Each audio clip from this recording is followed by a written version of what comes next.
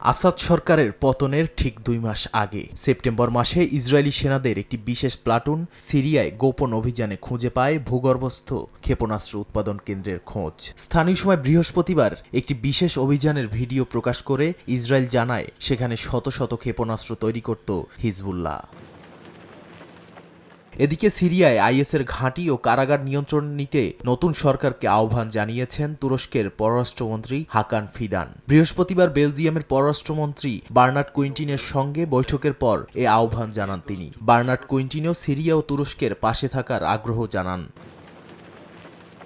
অন্যদিকে সৌদি আরবের রিয়াদে পৌঁছেছেন সিরিয়ার নবনিযুক্ত পররাষ্ট্রমন্ত্রী আসাদ হাসান আল শিবানি। প্রথম বিদেশ সফরে সাক্ষাৎ করবেন সৌদি পররাষ্ট্রমন্ত্রী ও প্রতিরক্ষামন্ত্রীর সঙ্গে। এ সফরের মধ্য দিয়ে দুই দেশের পারস্পরিক সম্পর্কের উন্নতি হতে পারে বলে ধারণা করা হচ্ছে।